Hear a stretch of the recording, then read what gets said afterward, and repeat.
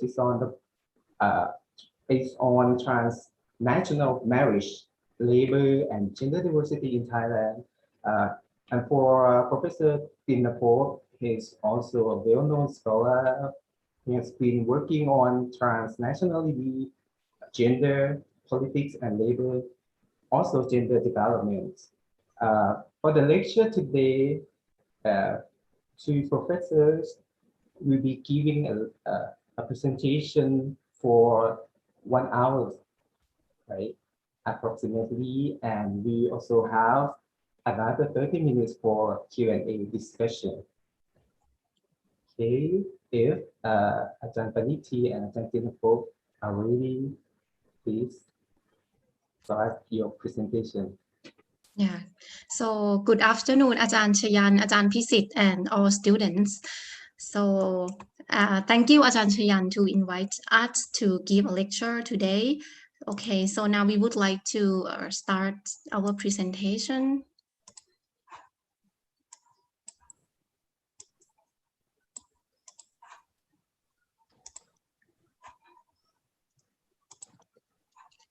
The lecture outline today have 4 topics. The first one will be what is the definition of intimate labor, and the second topics will be about feminization of labor, and the third topic is about women's adaptation during COVID-19. So we would like to explain to you that the COVID-19 have the impact not only on the labor and economic dimension, but also on the gender and family relations. And the last part will be conclusion and discussion. So the first topic is about intimate labor. When we talk about intimate labor, do you know what it is? So today we will show you. But before I explain to you about it, I would like you to see the scholar debates about paid work and unpaid work. The classical or sociological theorist Talcott Parson, he proposed the model of the sexual division of labor. So after the industrial revolutions, the household is not the productive units anymore. So it's moved to the factory, moved to the company or the shops. So it needs the specific training and knowledge. And then the men were the person who got the education and the knowledge and training. So they move out to work in the factory company. And then the women that time doesn't have any like knowledge to work. So they are left out in the households, especially the middle class and the high class women. So this is leading to the theorists to divided the role between men and women. But when it's become the agriculture society, men and women, they work together in the farm. But then for the industrial revolution, it's clear that the women were left out at home. So Talcott Parsons, he proposed the concept of sexual division of labor to explain the roles of the husband and wife in the nuclear family. The first is instrumental roles. He explained that it belongs to the husband, and the husband is the breadwinner. And then he has spent a lot of time in the public sphere. It's like going out to work in the company, in the factory, and it's also about economic and politics world. And Talcott Parson explained that this role is superior because it creates the income, it gets the payments and create the income to the family, and it's count to the GDP for the country. Another role is called expressive roles, belong to the wife. And then the role of the wife is stay in the private sphere, which is at home, and the caregiver, being a caregiver. So it's like clean the house, cook the food, take care of elderly or child, and also give like emotional support. And then from this a person's perspective, this role is inferior because it's called unpaid work. It didn't get any money to be paid, so it doesn't count as a GDP. So the women spend a lot of labor to do the housework, but it didn't count as the GDP of the country. Later, the feminists or other like postmodern scholars, they criticize this explanation of the gender division of labor. So they explain that such dichotomous view is problematic. First, this perspective devalues the woman's role in unpaid care. For example, if the woman doesn't do the housework, will the man have the like spare time to go out to work and then make the money for capitalism? So the man is still have to spend some time to do the housework and doesn't have the full time to work outside the house and support capitalism. Or if the women didn't do the housework, maybe the man have to pay the money to hire the maid to come and do the housework. So it's unfair to devalue the unpaid work that the women do a lot at home. The second point is that now they also got the division like this is didn't show that now the women they are a tendency that more women participated in the care labor in the formal market too. And also now some scholars also explain that they reject the separation of home from work, work from labor, and productive from reproductive work or non-productive work. Because they say that in globalized world, capitalist globalizations, now reproductive work can go to the formal market too, and then it's like have the connection together. And like I said, the women do the housework, it support the man to go out to in the formal labor market, so the man doesn't have to spend a lot of time doing the housework. Now we come to the concept of intimate labor. Like I said to you that the women start to participate in the formal labor market more and more, but the society still expected the women to work in the care work. So even they go out to work in the labor market, the work or the job that they can find is still about care work. For example, the women become the flight attendants, the women become like the cook or the serve, the waitress at the restaurant, become like a nurse assistants. The women work in the massage parlor. So it means that when the women work in the formal labor market and the global world have the high demand in the care work, then they expect women to fill in this job.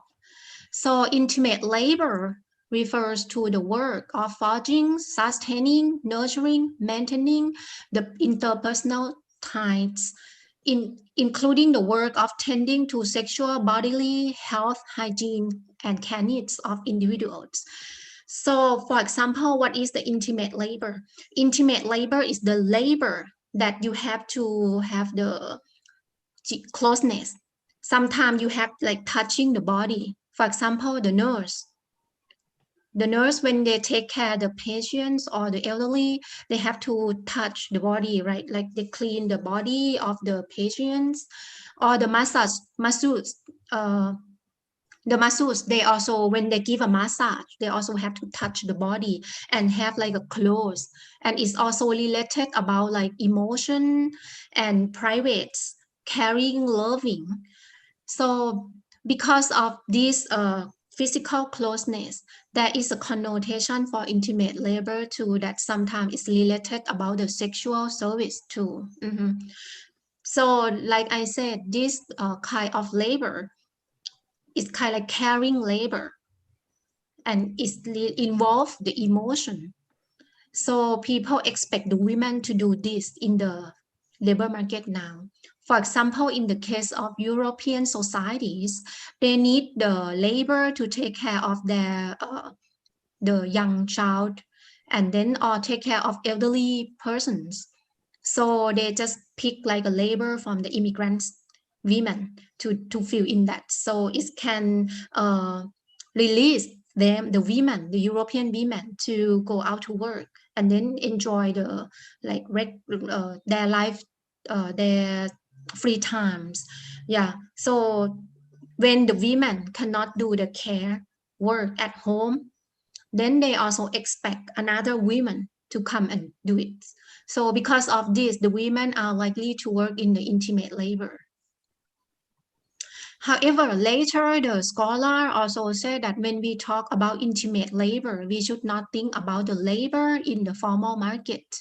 The intimate labor still encompasses a range of activity and relationship conducted on the daily basis, such as purchasing household goods, preparing and serving food, or do the laundry, or like caring a children. Therefore, intimate labor involves tending to the intimate needs of individual inside and outside home. It is not confined to labor performed in formal work settings. So for this perspective, when we look at the intimate labor, we can look into sides. First is the intimate labor that the women work in the formal labor market. And another side is also the intimate labor that the woman do it at home. So when I talk about intimate labor, like I said, that the women are expected to perform the role of being a caregiver. They are likely to participate in the intimate labor in the labor market too. So what is the example of intimate labor? Like I said, first is like a nurse, flight attendants, hair maker, the masseuse who give a massage in the parlor, or even intimate labor can include the sex worker too, because it's close, touch the body and have emotion, caring, or even like the nanny who also like taking care of a child can also include in intimate labor, because there is a work that the Filipinos women who migrate to Italy, so they take care of the children of the Italian women in the house that they work for. They also put the love because they left their own children in Philippines. So they also put the love and care to the children of the Italian women that is their boss. So it's related about love and caring and emotion too. So why we interested about the intimate labor that related to COVID-19? Because I already explained to you in the beginning that intimate labor require the physical closeness, touching. Yeah, so the measurements of lockdown and keeping social distancing during the COVID-19 pandemic had a great impact on the women who working in the intimate labor sector. For example, you cannot give a haircut and keep social distancing. It's impossible. You cannot give a massage and keep a social distancing. It's impossible. Even the reception at the hotel, you just cannot check in with the social distancing, and you also have like a touching. Yeah, so we think that the women who work in this labor will have a lot of impact from the COVID-19 on them. So that is why we are interested in female labor in this labor sector. Another part, the second part will be about the feminization of labor. So I will give the floor to Ajahn Tinapop, please. Thank you very much, Kap. And could you kindly turn the slide for me? Thank you very much. Some of you may come up with your mind why women are more and more employed today. So it is a part of the great phenomenon in the whole wide world, which is called feminization of labor. What does it mean by that?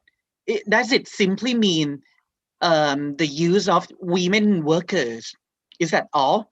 In fact, feminization of labor refers to the intensification in terms of quality and increase in terms of quantity of women workers in the current information-based economy. What does it mean by information-based economy? It means the economic system where we tend to work flexibly. We tend to work in the field where we spend more time on using the brain than the physical strength. Or sometimes it is called a society where cognitive capitalism exists. A cognitive capitalism it refers to the way that capitalism nowadays doesn't only function or generate its power on the physical strength anymore, but based on the use of the brain, the use of the feeling, the use of the caring, or any other more personal characteristics, more than just the physical strength in a formal way on an assembly line. So it's all changed today. Feminization of labor can be conceptually understood into ways. First, it contains the quantitative increase in number of women workers in paid work. And secondly, it refers to the way that the type of employment is now more and more flexible. I mean, you can see new types of the employment in different ways. For example, home-based work.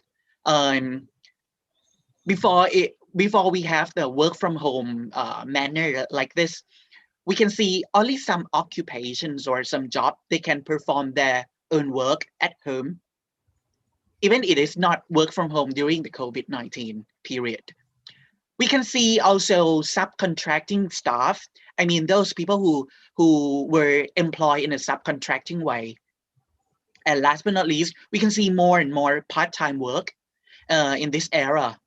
So all of this, we can claim that feminization of labor used to be considered in a very, very good way in the mainstream economist eyes, as it promotes more women participation in labor market. We can see that, oh yeah, it's very great. We can see more women in employment. It must be good. It must be gender equality at last. However, this phenomenon has been later criticized among many groups of feminists, particularly during this decade, as this phenomenon encouraged women workers to only perform in certain kind of job. I mean, those jobs are refers to intimate labor, or sometimes it can be referred informally as feminine jobs. So they are expected to only provide supportive role, provide caring, loving, and to show the intimate side of the occupation, or to be in a subordinated role in the workplace. So all of this are socially constructed based on what the society believes that women can only perform based on something called women's nature. So it's all about the essentialization of women. Women must be like this, like that. Women cannot be like those, like that. Women must be like, all of them must be like this, blah, blah, blah. So it's all about the essentialization of women. So the women nature that I just mentioned refers to the way that the society expect women to act and to be in the same way, in a very normative way, approved by social norms and expectations. So it can be seen that, in fact, labor market has never been gender neutral as we believe. We have been told for a long time ago that labor market are free for all. We can work equally in any country, in any position. But let's take a look in a very deep detail. We can see that, in fact, each position, each type of roles, each responsibilities are under the gender expectation or gender norms always. So as a result of this social norm expectation on women's characteristics, it leads to the construction of something called gender bias and gender stereotype. So these two things expect women to be all the same, do the same thing, think in the same way, act in the same manner. They can do this, but cannot do that, blah, blah. So it creates something called men in general and women in general in a comparative way. And these two are co-created. I mean, the existence of women in general, or the essence of being women, is indispensable for the making of men in general and vice versa. This dichotomy between men essentialism and women essentialism institutionalized the so-called heteronormativity at last. So we can see that the society nowadays, even in the realm of labor market, we can always see all of people in society always expect women to do the same, to be the same, expect men to perform in the same way, think in the same way. So all of these are called gender stereotype. Next slide, please. So you may think and start to question how this phenomenon start to happen in this whole world. This phenomenon closely linked to the idea of neoliberalism, which has been started on the global scale since 1980s. I mean, when the whole world focused more on moving out of the continent of Europe to find cheap labor elsewhere in the world, it means that the assembly line production has been changed into subcontracting across the nation state. We can see that huge MNC, I mean the multinational corporation, can function in a transnational manner. So we can see that feminization of labor start here. It emphasized the characteristic of the post-industrial society and post-Fordism production beyond an assembly line-based production to subcontracting, as I just claimed. The intensification of women's employment doesn't always guarantee the improvement of women's well-being in terms of economy and society. I mean, even their own health. At first, most of liberal feminists around 1980s may think that, okay, feminization of labor is always good because women are employed more and more. But in fact, what we can see nowadays, particularly in any labor-intensive industries across the globe, for example, in Bangladesh or in any other country in Southeast Asia, particularly in the textile industry, we can see that they work under the exploitative condition of employment. So their well-being is very poor. Based on this claim that women might not be enjoying their well-being under this kind of phenomenon. So all of this leads to many issues across the globe that we can see the women's right violation, particularly in employment. For example, gender pay gap. For example, uneven or unequal welfare between men workers and women workers. And also, when we consider altogether between the life at the workplace and life at home, we can see that there is a discrepancy between the time used for reproductive works at home of men and women. All of these are the result of the big phenomenon called feminization of labor. So most of women burden themselves with time used for reproductive works at home more than men because the society expects them to do so. However, what they do at work are subordinated or are devalued. Some women can they can work in a similar way as those men workers, but their work are devalued and considered as supporting roles and stay in a subordinated position in the workplace. So because of this, they should not be paid equally to men. That's the claim that always put all of these women in an inferior position compared to men in the workplace and also at home. Because due to all of this, we can see that women's inferiority, both at home and in the labor market, is not natural thing. All of this is socially constructed based on the gender stereotype and gender bias. Next slide, please. So let's move forward to the second part, I'm sorry, the third part of the lecture. So let's talk about women's adaptation during COVID-19 in particular.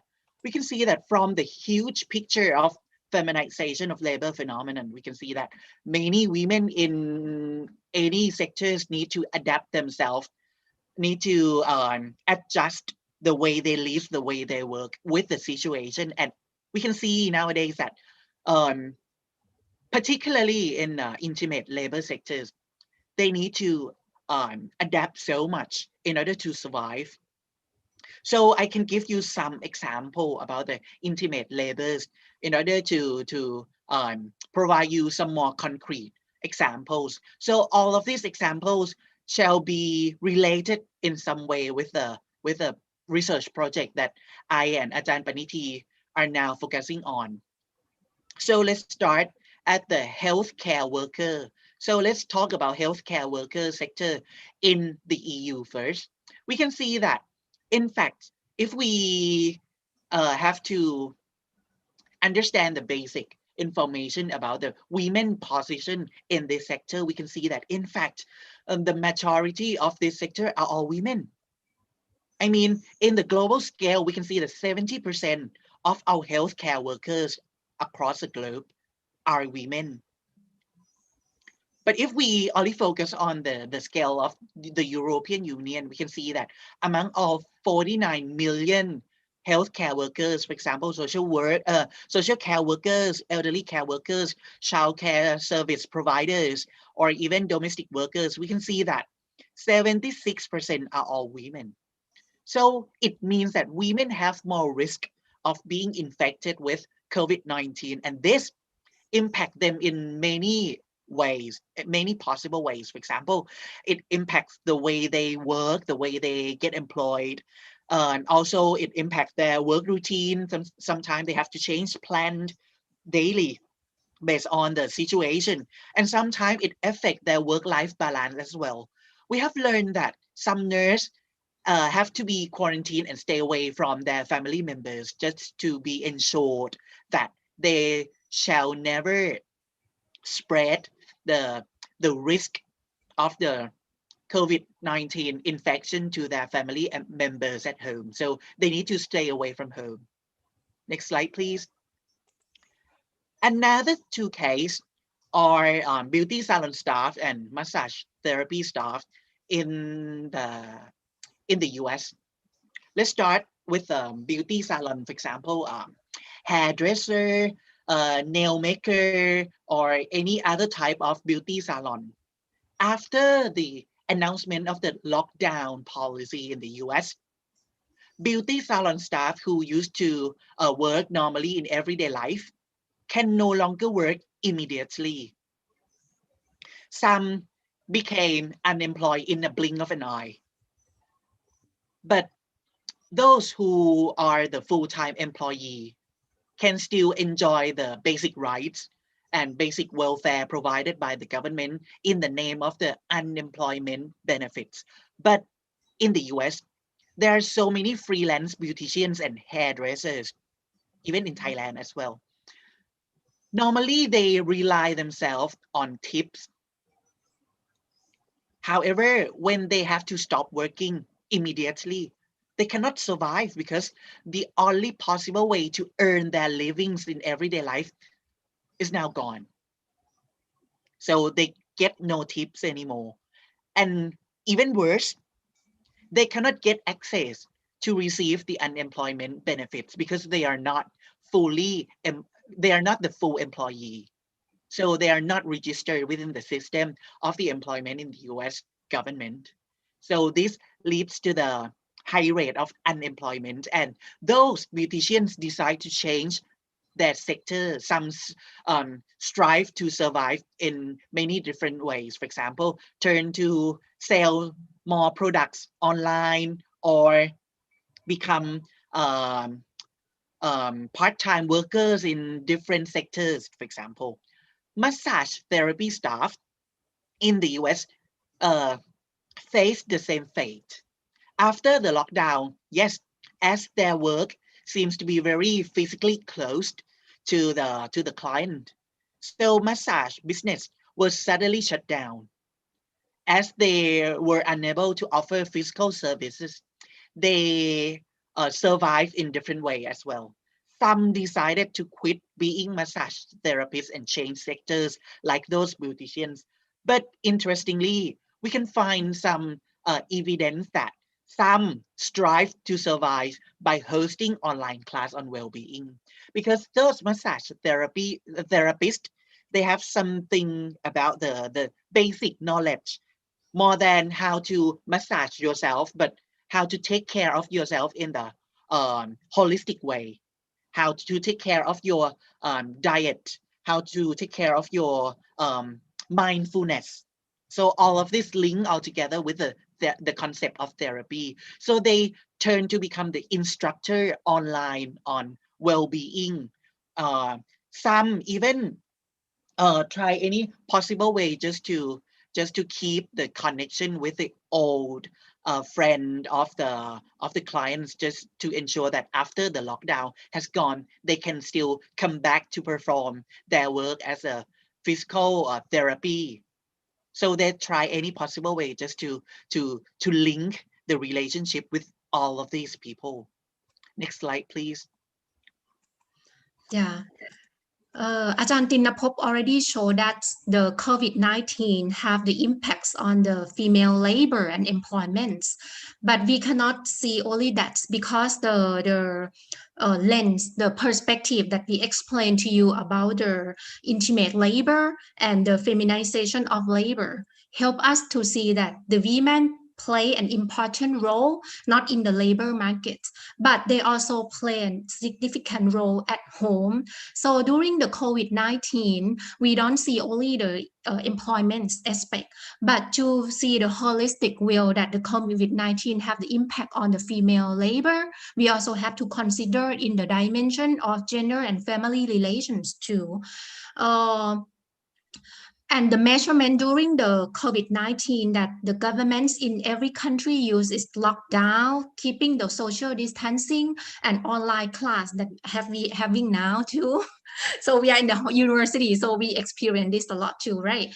And also work from home. So, and the lockdown and shutdown of the restaurant, shopping mall, and the shop, that all the intimate labor, the women work in this were shut down. So many family members stay home more. So we can see that COVID-19 pandemic does have a great impact on the women in terms of gender and family relations too. So we can see that allocation of child care responsibility during COVID-19 has been changed compared to the pre-COVID-19 moment. There are the research a lot that in a normal situation, the women already took the main roles in doing the housework at home. But during the COVID-19 and the measurement that I mentioned earlier, it's make all the family member at home. So there is still the research that confirm that during the COVID-19, the women have a lot of work to do at home. And also the women have to compromise how to do the work from home and how to do the work care and housework. But anyhow, during the COVID-19 and the lockdown, they found that in the case of UK, both husband and wife need to work from home. The gender childcare gaps had narrowed from 30.5% to 27.2%. So, for example, in the past, the women spent a lot of time in the housework. They already spent a lot. In the COVID-19, they spent a lot more. But the man spend more during the COVID-19. So it means during the COVID-19 and the lockdown, the husband also helped the wife to do the housework more. That may be because he has to work from home. So the workplace and the household become the same. Yeah, so when he stay home, he has time to help for the house chores. And also some husbands are employed or have to work part-time. So that also explains why the husband has participated in the houseworks more than before COVID-19 pandemic. How about in case of Australia, they study in the dual earner couples.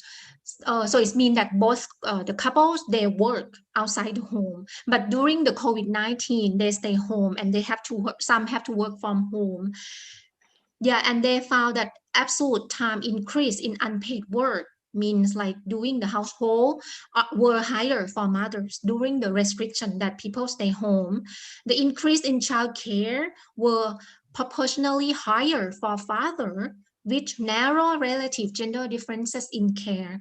So the study in Australia also found the same, like in the UK, that the COVID-19 shortened the gap of care. So it means during the COVID-19, the husband do the household or caring about the child more. So the gap that the woman do already high, but the husband do too. So it's narrow the gap. So they found the same trend in the UK and Australia. But it's so interesting that the husband are likely to do the child care. So they spend a lot of time when they stay home, they spend a lot of time on the help the women in the care, but they spend time more in the child care. But the women have to spend time more in the housework. What does it mean? So it means that during the COVID-19 restriction, the women spend a lot of time to clean the house, cooking, wash the dish, laundry. But the husband spend more time on the child care. This is also show like childcare is perceived as like rewarding, right? Because you take care of your kids you love, but then if it's a house chores that's so boring and tiring and dirty, okay, the woman still do that. So this still reflect that even the difference gender differences in care is narrow, but the husband tend to help more in the childcare than the household chores. And in case of Australia, the mother's combined time in housework and active care had increased by 2.8 hours to 8.58 hours per day. So it's a rise of 48% before the COVID-19 pandemic. Yeah, so this also means that the women still, even the man help for the housework, but the women still spend more time and more about the household chore that is so that a lot of like energy, boring, labor. And also, like Ajahn Tinapop already mentioned earlier, that the women or the globe work, the majority of the women work in the health cares. So they also found the study in Sri Lanka that more than 60 servants of health workers involved in the intimate care of patients in Sri Lanka are women. These women are at the high risk of COVID-19 exposure due to the fear of the coronavirus pandemic. Family, communities, and societies are turning against them. So for example, these women, they work at the hospital as a health worker, a nurse, an assistant, or pharmacist, or like even the cleaning the hospital. They cannot get back to stay at their house because they're afraid that they are the high risk group. They don't want to, in case that they get the infection, they don't want to bring this to their family and the whole family can get the infection. So it means that they are like apart from their family during the high of the infections. So they have to sleeping at the hospital, employing them in the hotel, in the garage, in order to avoid spreading the disease to their family and communities. They also have the loss of support in the provision of reproductive work. For example, the child care center closed, the school closed, then elderly care center closed. So it means that all these people who in need of care stay home, but these women, they work in the hospital, they cannot go back home. Then who help them to take care of the kids? Who help them to take care of the sick elderly parents? And then if they ask the relative to come and help, all these relatives also refuse, and communities also refuse because they're scared that, I may get the disease transmission from you, because in the case that the pandemic decrease, the number decrease, they can still go back home, but then they also risk group, right? So relative and community refuse to come and help for this. So during the pandemic, they experience the workload in the health work, but they also have no support for the caring children and the elderly parents at home. How about the case of Thailand? We arranged a seminar and we invited a nurse to share the experiences. We found the same tendency. For example, this one nurse explained that because she worked at the Thammasat University Hospital and she worked in this department from the coronavirus pandemic. So she like meet a lot of patients, and also when they have some spread in the communities, her and her colleagues have to go to that communities and do the check.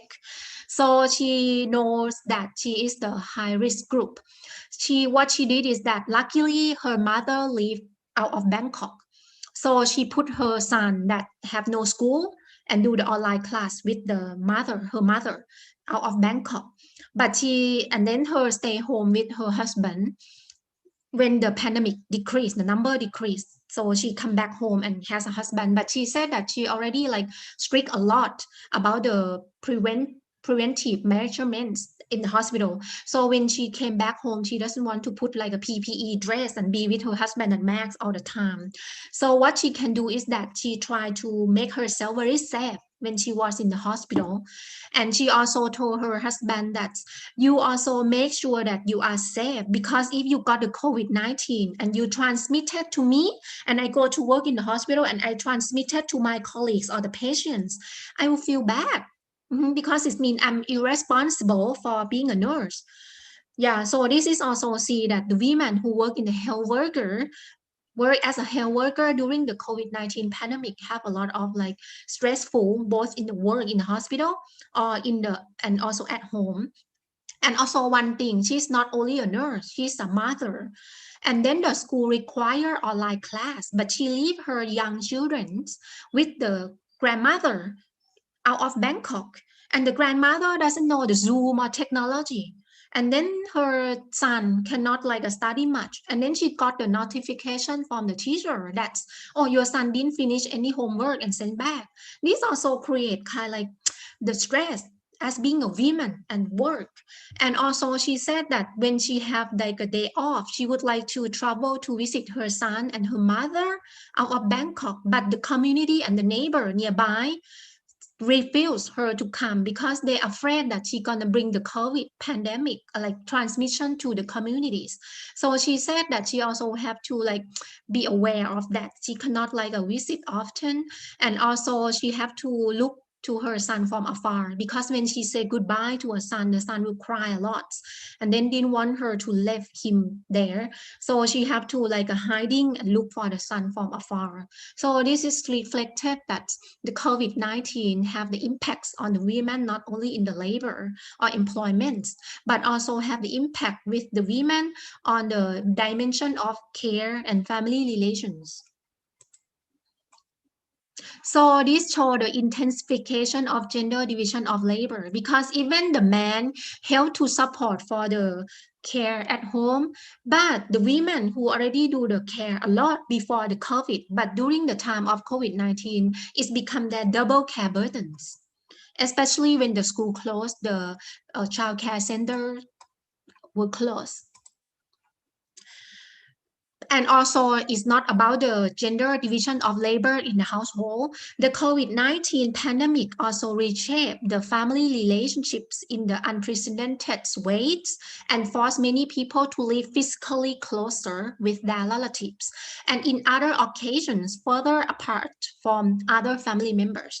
So during the lockdown, some, for example, the student in my faculty who live in the dormitory, they return home and stay with their parents who live out of Bangkok.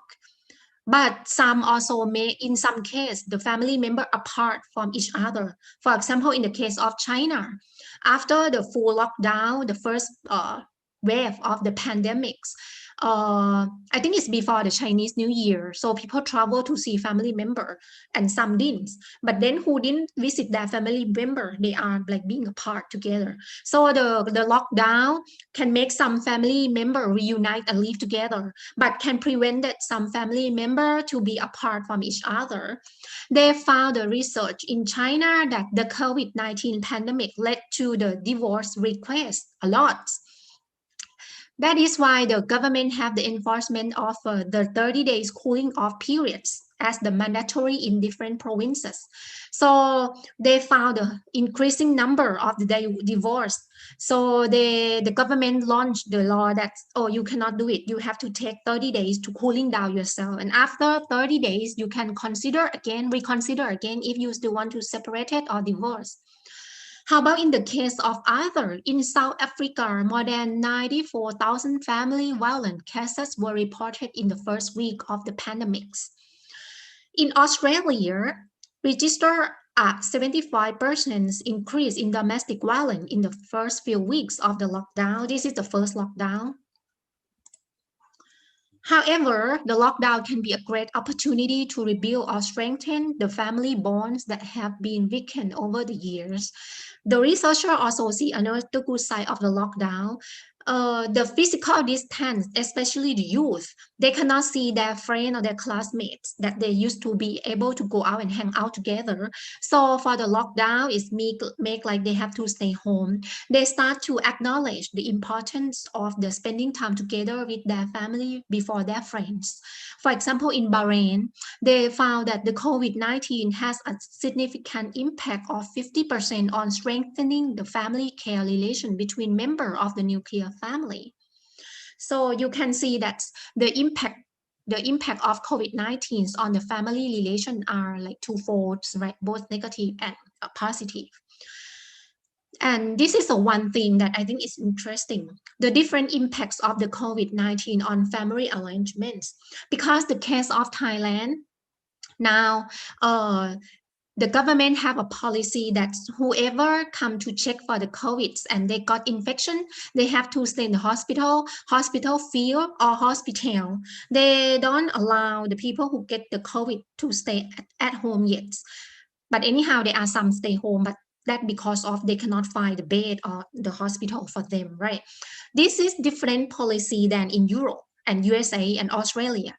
In Europe, Australia, and USA, if you have like a minor symptom, you can just stay home.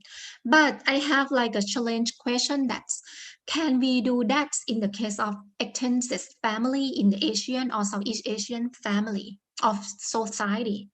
For example, in case of Thailand, when we talk about house, like the family member who stay home together, it means like parent, young kids, grandfather, grandmothers, uncle, aunts. So because in Southeast Asian or Asian society, it's more like extended family. So if we ask the people who got the COVID infection to stay home, can we do like that compared to the European case that in Europe, they are more nuclear family. The elderly parents live in their own house. The couples and the young kids live in one house. So that they can do. But in the case of Thailand and Southeast Asian or even in Asia in general, I'm questioned about this policy because in Thailand it witnessed that now during the Songkran, the adult children return to visit their parents at home who live out of Bangkok, and then they eat together, and then they bring the infection to the elderly parents.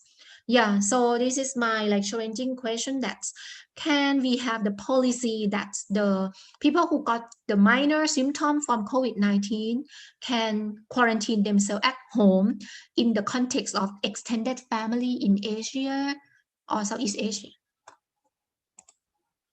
So now we come to the conclusions. I will give the Ajahn Tinapop to present in these parts.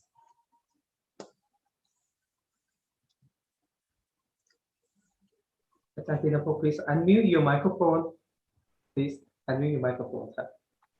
Sorry. As we can see that there are so many impacts on women from the COVID-19 pandemic. We can see that women's workers are now facing different ways of the way to survive, particularly those women working in the intimate labor sector. However, the impact that we have been observing are not only in economic dimension, but we can see that there's so many other dimensions to be considered. For example, health risk, I mean, both physical and mental risk, gender relations, and family relations in particular. Or even within the dimension of family relations, we have to consider also the size of family arrangement. We have to also consider the type of housing. All of these impact women in different ways. So we can see that due to all of this, I and Ajahn Paniti, we focus on understand more and more how women intimate laborers in Thailand, particularly in the healthcare sector, in beauty salon sector, massage therapy sector, and also receptionists who work in the hotel management sector, how all of them struggle to survive and how their life could be during the COVID-19 pandemic, how their work is like, how they continue to survive economically and socially during the pandemic situation. So all of this leads to the research project that we have been working on. So we focus on understanding experiences, opinions, and the way they give meanings to their lives, particularly during the COVID-19 pandemic. And also, we doesn't only focus on their experience and how did they do to survive, and their opinion on the effectiveness, or let's say ineffectiveness, of the state policy during the lockdown period. We also focus on understanding more in detail about their emotion and feeling. As we have considered that all of these women are not just individuals, persons. We consider all these women as um, relationship-based actors. They are not just standalone person who has no social relations at all. No, they are all human beings. They live together with other family members.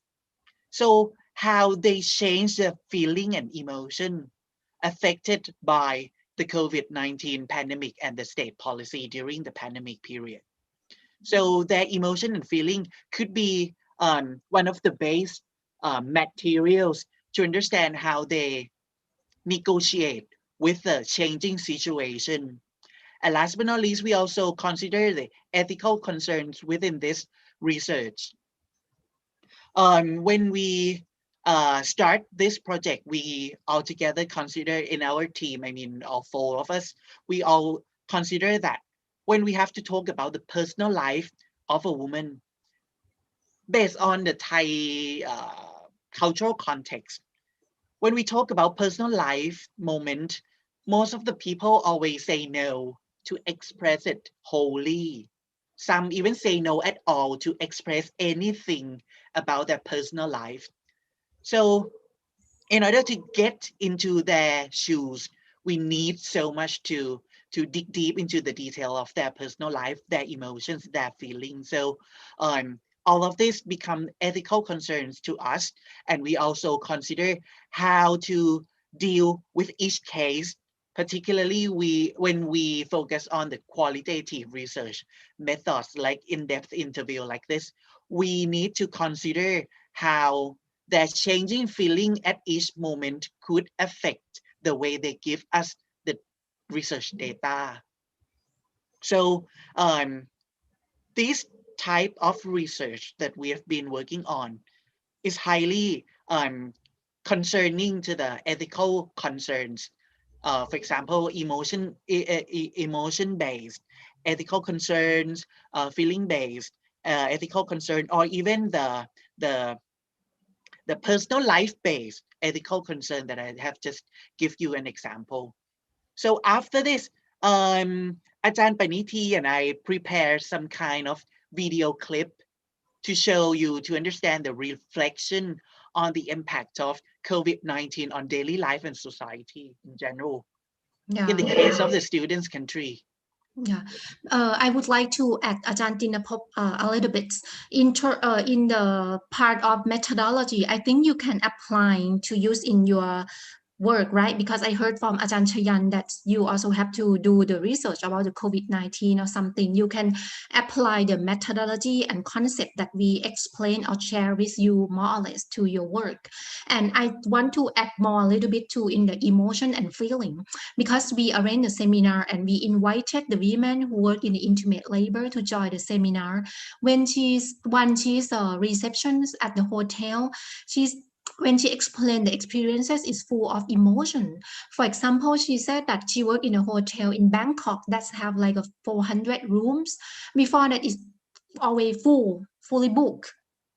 But after the first round of COVID-19 in like January, February last year, it started to have like a decrease of the room booking. It's from 400 room, it down to 200. And then one period, they have only 35 room booked and have a guest occupying in that 35 rooms. She realized little by little that her job is like unstable. When she explain that moment, I have like a tear. So this is like the feeling, because Southeast Asian women always work, right? Like in the formal and informal market, we always have the like finding the money to the family. So she also feel like bad that now she have to stay home and didn't do any like financial contribution to the family.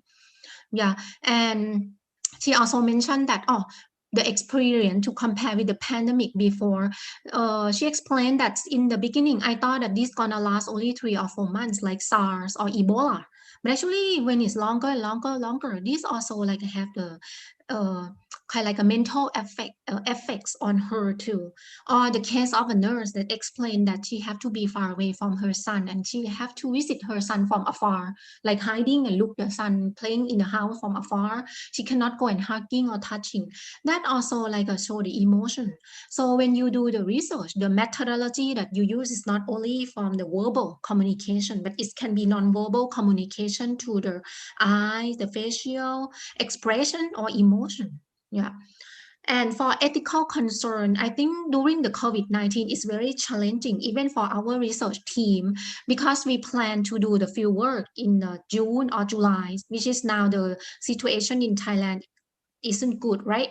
So we also have to think about the health risk to the interviewer and interviewee. So both of us, the research and to the people who we study to, how can we do the research during the COVID-19, or do we have to do the online interview? So this is all the challenging and related to the ethical concerns.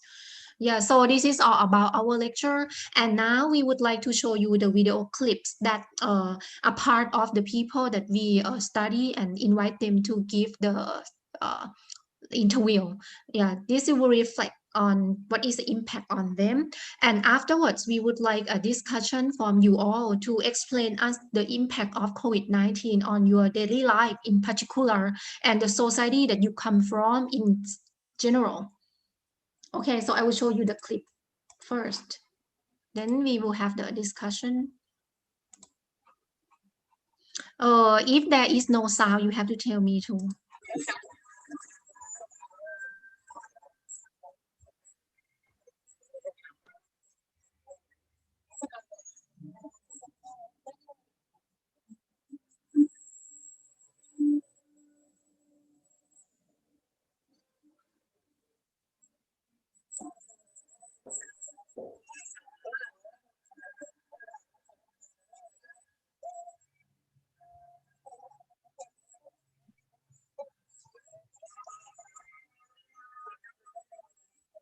อาจารย์ปณิธีครับ has it start yet? I นี่ haven't นะคะ seen any. Has it start yet the video? Because I haven't seen anything. on อ๋อ the screen. sorry I have to share sorry Yeah. Thank you. เอาใหม่ค่ะ ขอโทษค่ะ เดี๋ยวต้องแชร์ใหม่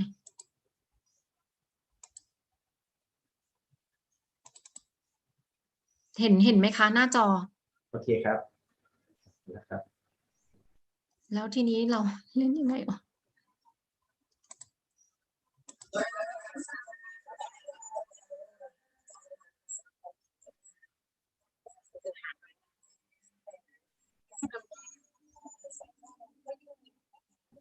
It's like the sound is off, but you can read the subtitle physically.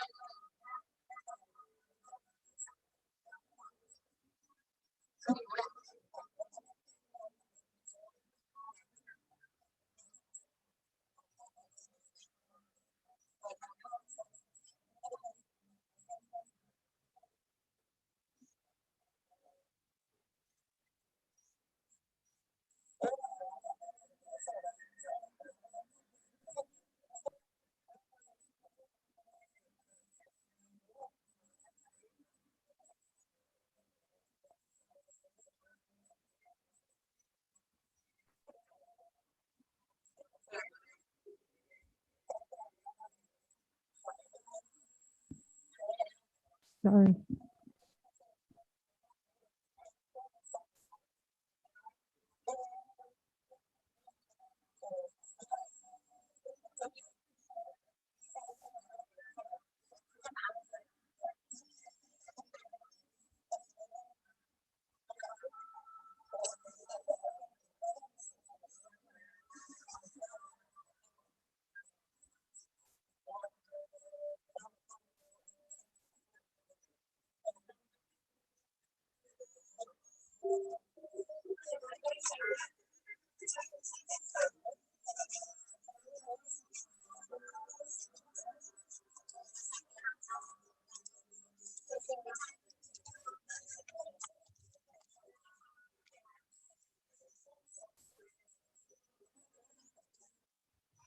เสียงไม่ออกเหรอคะ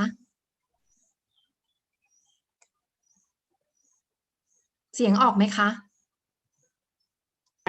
อาจารย์ปณิธีครับ ค่ะ normally Mm. when we show the video clip from YouTube on Zoom or MS Team there shall be no voice ครับ because the voice เนี่ย is in the YouTube system so it has to transmit from YouTube to Zoom first and then from Zoom to you and then from you back to Zoom and then from Zoom to those audience so we have multi dimensions multi channel so that's why the voice could not reach to the audience ครับ But it's okay. We can read the subtitle instead, and also I think Okay. this presentation, this live will be uploaded on the page of COIL, right? Am I Okay. correct? So everybody can go back and Okay. study by themselves again. Okay. Then maybe I will just show until the end and then read the subtitle and later can look for the link. Yes, okay, you can send me the link and then I post on the group of the students so that they can watch later. Is that okay?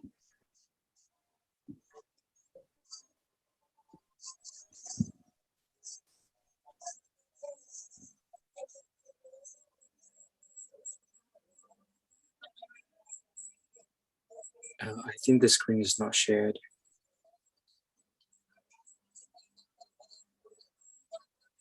The video has gone. Sorry, it hasn't appeared on the screen Okay, right now. Sorry.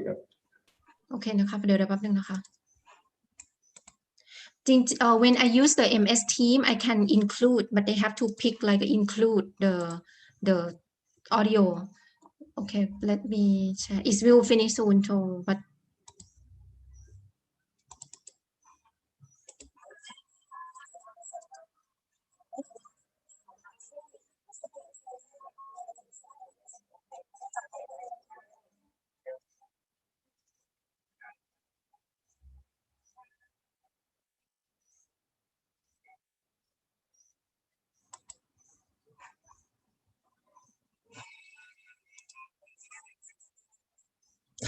yeah oh sorry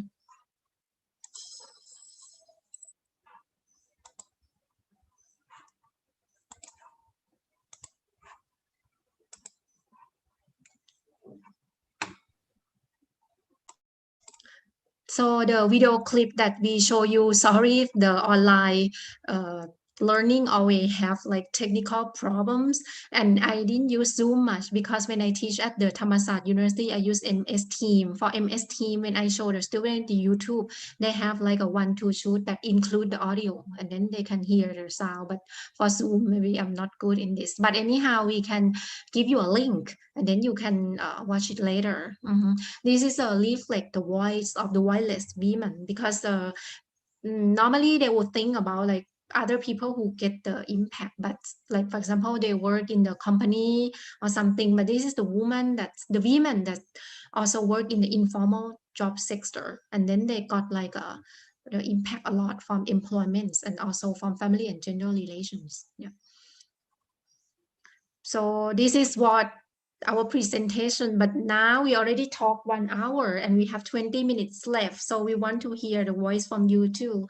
You can share the experiences from your daily life that the COVID-19 impact on you in the family relation or something, or even when you study online, how do you feel?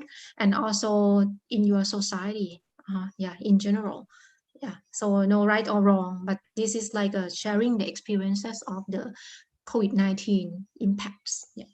Okay, thank you so much ครับอาจารย์ปณิธีและอาจารย์ตินภพนะครับ It's so insightful and your presentation helped us a lot in expanding the understanding about the internet labor in especially through the lens of economy, genders, and family relations.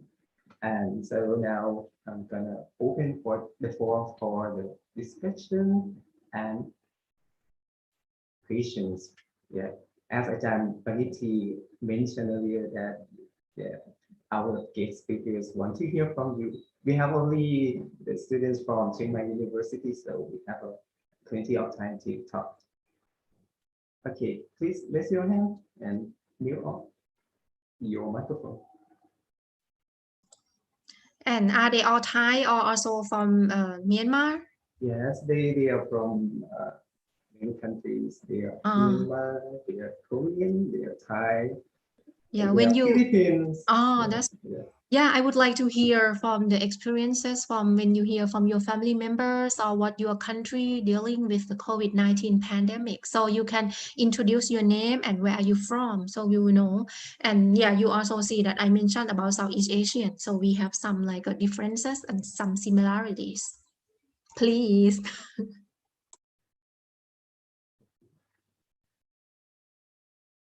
First. The first question, how do you feel that you have to do the online class? You like it so far? Okay, it's very interesting. So we have this kind of talk, this kind of discussion yesterday, so we can continue talking about this right now. Okay, it's gonna be the first one, please.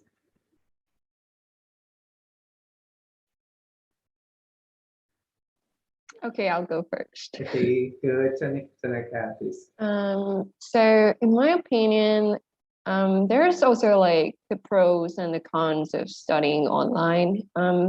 Sorry, you can introduce your name and where you from Oh, too. yes, Thank you. my name is Tanaka and I'm from Chiang Mai University and I'm from Thailand. But currently I am not in Chiang Mai, I'm in Trang, like south of Thailand. Yeah, that's my hometown. So, about the online classes, about the pros of it, you can study it from anywhere. There was in the second semester, I was in Trang, but I can, in the meantime, like studying the lessons from Chiang Mai University via the internet and online platform. I don't have to go back to Chiang Mai, which in that time, the situation is a little bit worse than where I was in Trang. And another thing is that we can review the lessons via the recorded videos that the professor provided for us. So like it can expand our understanding about the lesson also. But one of the things that I don't like and I consider is as the cons of studying online is we can like be distracted very easily from the lesson because like we have less like physical interactions, I guess, and about like the real eye contact. Imagine like we're sitting in a classroom, we tend to have more conversation and like we have more eye contacts, we have more interactions with the professors and with the classmates. We tend to have more like perspective exchange, I would say. But when it's come to the online classes, there are lots of them, like all of them. So sometimes it just feel a little bit boring. Yeah. And yeah, how about when the university closed and then you move to back to your house in Trang, and then how about the family relations that is have been impacted by the COVID-19, and how about the situation in your communities that you live? Well, if speaking of my family, I think there's nothing much that has been changed because my mother and my father still go out to work and like come back in the evening, like always the same. So yeah, we just live the same way that we have lived before. It just like needs to be more careful about the hygienic, blah blah blah. But we're like, but I also like be concerned of my grandmother who was live in Phuket. So we decided to like bring her back to our house, like because in Phuket there's not very safe. So yeah, I think I have a closer relationship with my grandma, and that's a good point. Yeah, thank you for your participation. How about Thank others? you. Yeah.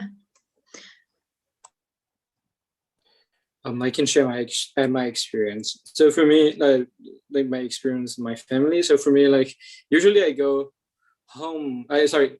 My name is Bo, and I'm from Burma. Usually I go home like once or twice every year in the semester break. But started from like when the COVID broke out, then like I couldn't do that, and because the border closed, and now my hometown is close to the eastern side of Thailand. That's like Tak, right? Like so, it's in Tak, it's close to Tak. So that the border along that area is closed, so I cannot even cross the border anymore. So I just have to stay here since like the COVID-19 started. So yeah, that's like the negative thing for me. I cannot visit my friends anymore, but I can stay, contact them through online. But again, like we also have like very big problem on the 1st of February, like the coup happened, right? And then internet shut down again. I like we totally lost everything. Like all of the connections. Like so I couldn't contact them for like I think for months, like maybe 1.5 months. So yeah, but now I think I can contact them because their Wi-Fi is back. Then, but I cannot visit them.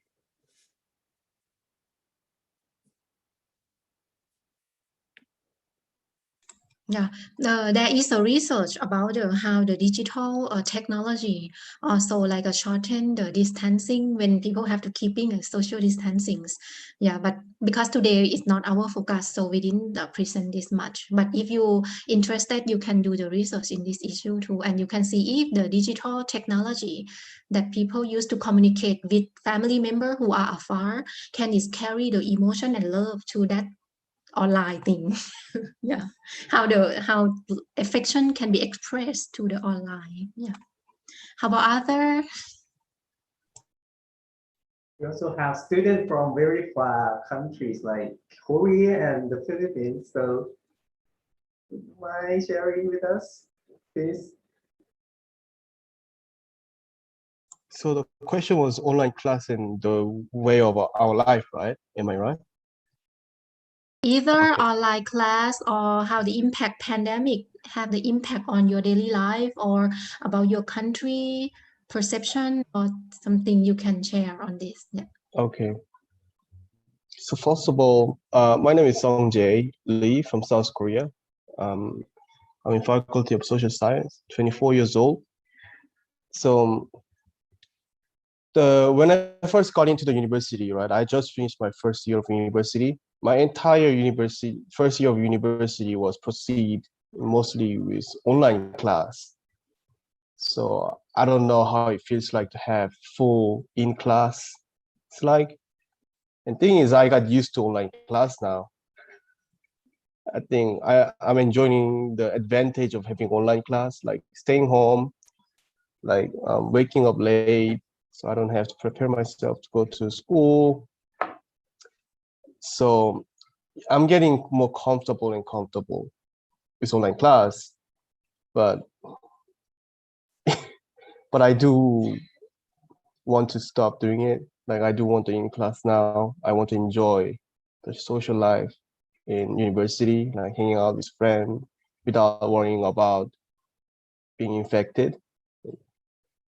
And the way of my life is, so that's about my online class. The way of my life hasn't changed that much. I don't really go out anyway. I usually stay home because I consider myself as an introvert. I don't really talk to people. I use energy when I talk to other people. So staying home does not really stresses me much a lot, because my hobby is just playing guitar, gardening, or maybe drawing, cooking, something like that, home-based stuff. Yeah, that was my COVID-19 experience. Thank you. So then when it's come to be the on-site class, then we all need a lot of adaptation, right? And adjust to go back to teach in the classroom. Yeah. For example, for me, I also feel, because like I said to you, it's also have the impact on the family gathering. For example, Sunday last week, my parents asked me, I live in another house, and then my parents asked me to join the family dinner, which is my two brothers will come to join, but they live another house too. Then it will be like a 12 persons in total, include like the grandchildren. I refuse. So yeah, this also can see that the normal situation that you just join family dinner, but now you have to refuse. Yeah. So I don't know they feel bad or not. They may thought that, oh, I don't trust them. But actually, I also don't know, because now the case in Thailand is like transmission is through the family member, and sometimes when they eat together. And then because when you are at home with your family and have family gathering, you don't wear mask. Yeah. So yeah, how about the student from Philippines? Hi, my name's Elisa. I'm from the Philippines, but I actually lived in Thailand most of my life. So my experiences will mostly be in Thailand.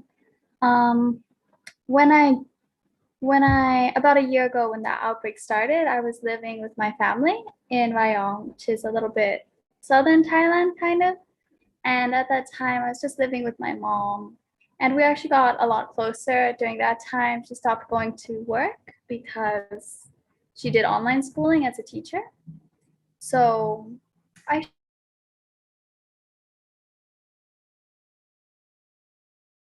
got closer to my mom, and I developed like hobbies at home, more of them. But a few months later, the cases started, and since then it's been okay. But same as Sunjay Lee, I've been studying online completely, and I came to Chiang Mai University to get a real school experience because I was homeschooled in the past my entire life. So I'm getting an online school experience right now, but I'm very excited to start studying in person when things are better. And online classes have like their, as Chana Khan said, pros and cons. It's easier in some ways, but it's hard to keep focus or keep passion. So, thank you. Yeah. And are you all now living in Thailand? Mhm. All who? My family or me? No, the students. Are you all like living in Thailand now or? Okay, because I have a friend that, but the friend is older than me, and their two sons are in like the same age as you, but they used to study in USA for the bachelor degree, but then after the first outbreak, they returned to Thailand, and now they do the online class, but the time from Thailand, USA is totally different. So they have to wake up at 3 a.m. like or something, so it's quite difficult for them, and it's already like the whole year, so they also have to adjust a lot too, and they complain. Yeah, and actually they asked me if they can transfer the credit to some like international program in the university in Thailand, but I tried to contact so many, they said no, cannot, you have to start the first year, you cannot transfer the credits. Yeah, so they decided to continue their online class like this. Yeah, Ajahn Tinapop, do you have anything to share too? In fact, you before the COVID-19, I used to have the commuting life back and forth from Pathum Thani, where Thammasat University is situated, and my hometown in Amphawa in Samut Songkhram province. Not too far from Bangkok, but it's quite very far from Pathum Thani. So normally I commute 4 to 8. I mean 4 hours on the road from Samut Songkhram to Pathum Thani. On a weekly basis. But nowadays, I mean, since last December, I don't have to commute back and forth anymore. I don't have to wake up at 4 a.m.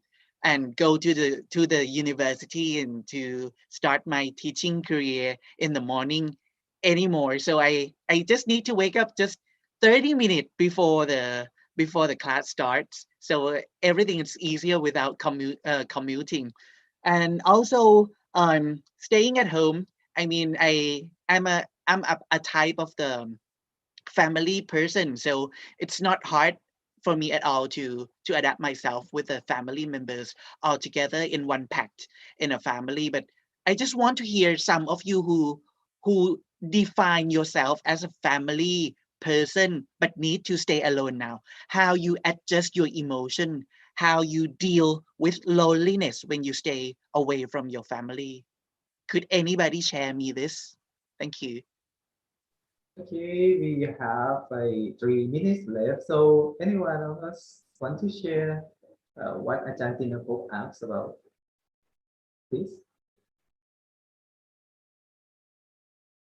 We haven't heard from Come on, I'm Nicholas. sure that some of you may be a family person. Come on. Nirada, Nicholas, Nasha, Non, and Twintip, do you want to?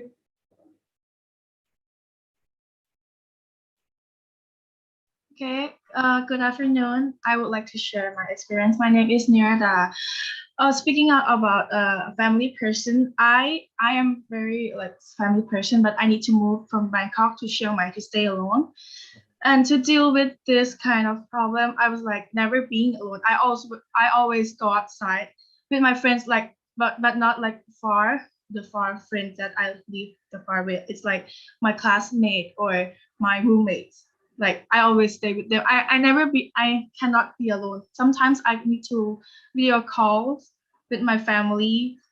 It's like that. I cannot stay alone. It's like depressed.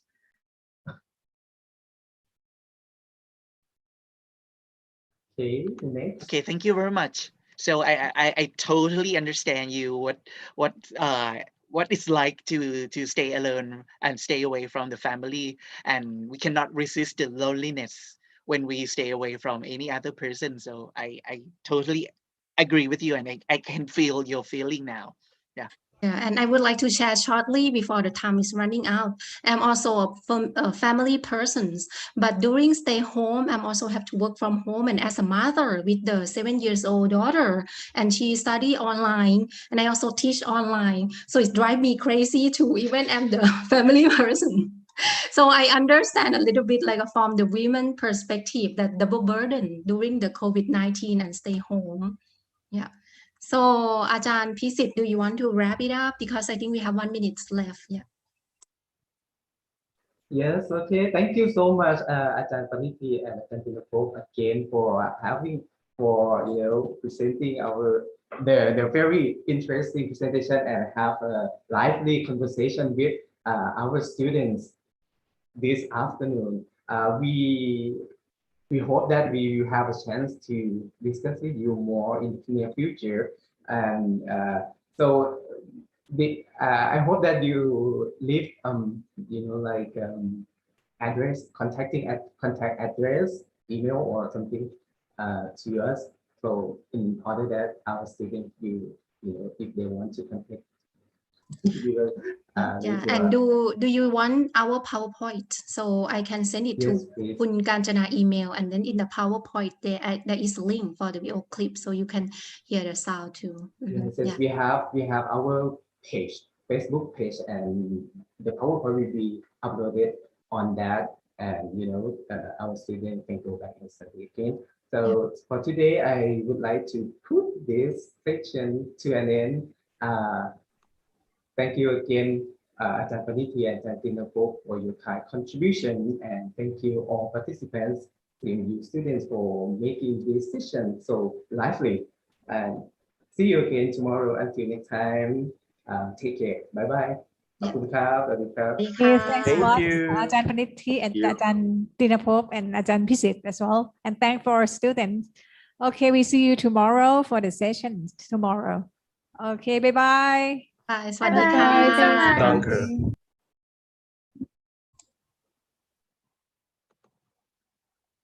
พี่อ้อยผมไปได้นะ ไม่มีอะไรแล้วเนาะผมไปแล้วเนาะไม่ได้ยินครับ